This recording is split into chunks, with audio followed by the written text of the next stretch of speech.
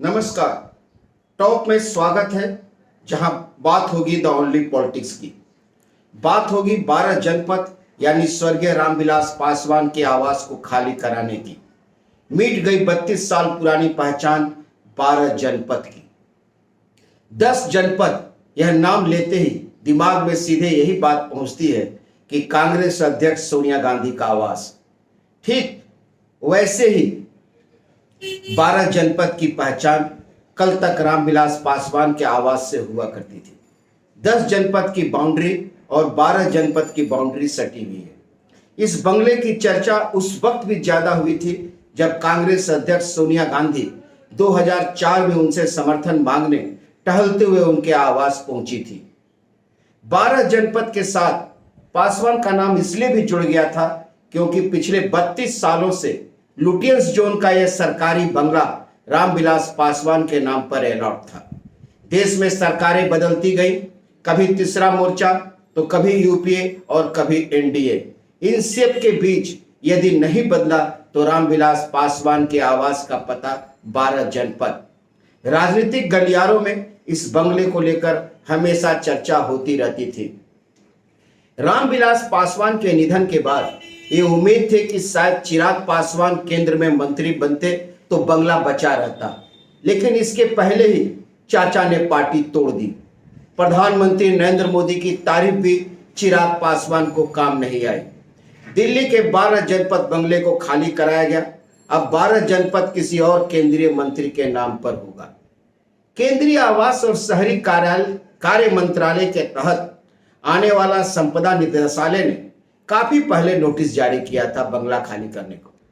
संपदा निदेशालय की एक टीम के वहां पर पहुंचने के बाद तुरंत लुटियंस दिल्ली में 12 जनपद स्थित बंगले से फर्नीचर और घरेलू सामान ले जाने की प्रक्रिया शुरू हुई।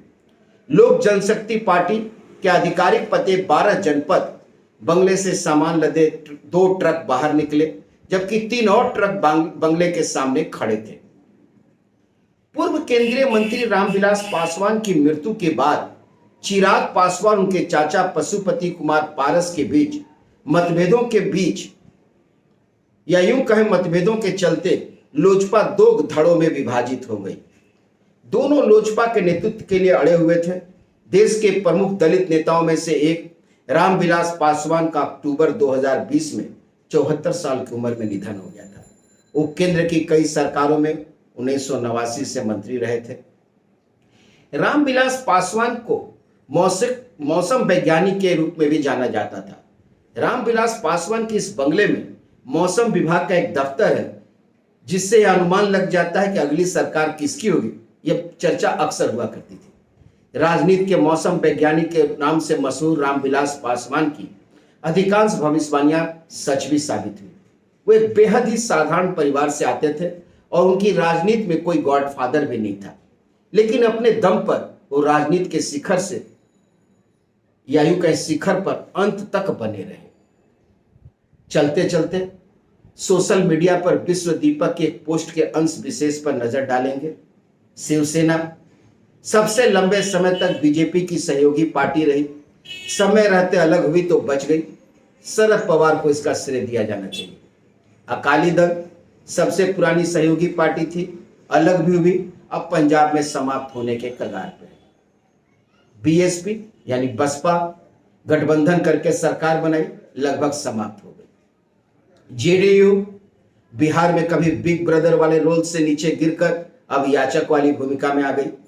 नीतीश कुमार की रुखसती का इंतजार है, या पार्टी का बीजेपी में विलय होगा या तोड़ दी जाएगी। वीआईपी सन ऑफ मल्लाह की पार्टी बिहार की छोटी पार्टी थी। भाजपा से गठबंधन की, पार्टी भी खत्म हो गई, विधायक भी चले गए।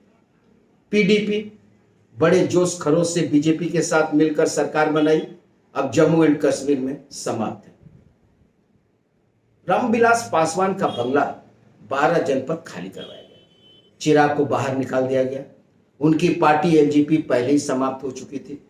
पासवान जी ने 2002 के गुजरात दंगों के बाद तब की एनडीए सरकार से इस्तीफा दे दिया था।